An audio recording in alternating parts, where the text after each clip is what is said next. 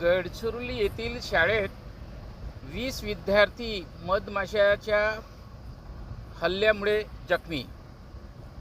गडचिरोली शहरातील platinum jubilee high school परिसरात झालेल्या शाळेच्या इमारतीवर असलेल्या मधमाशाच्या पोळ्यावरून हल्ल्यात जवळपास 20 विद्यार्थी जखमी झाल्याची धक्कादायक घटना 28 जानेवारी रोजी सुमारे 2 वाजेच्या सुमारास घडली। या अचानक घडलेल्या प्रकारामुळे शहरा परिसरात एकच खळबळ उडाली। या घटनेत 2 मुले व 1 मुलगी असे 3 विद्यार्थी गंभीर जखमी झालेत।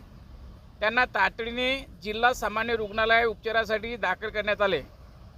उपचारानंतर जखमी मुलीला डिस्चार्ज देण्यात आला।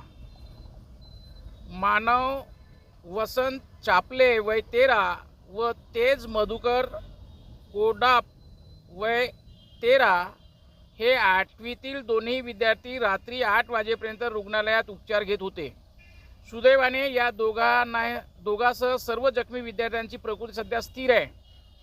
किरकोळ जखमी झालेल्या विद्यार्थ्यांना प्राथमिक उपचारानंतर दुपारीच घरी सोडण्यात आले।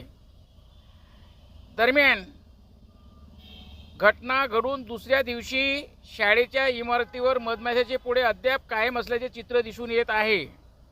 यावरून शाळा प्रशासन विद्यार्थ्यांच्या सुरक्षिततेबाबत कितपत गांभीर्य दाखवत आहे असा सवाल उपस्थित केला जात आहे।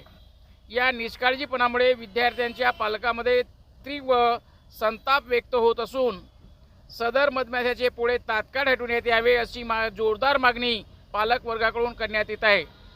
घटनेनंतर शाळेतील विद्यार्थ्यांमध्ये भीतीचे वातावरण पसरले असून भविष्यात अशी घटना घडू नये यासाठी तातडीने उपाययोजना करण्याची गरज आहे असे पालकांचे मनोगत आहे।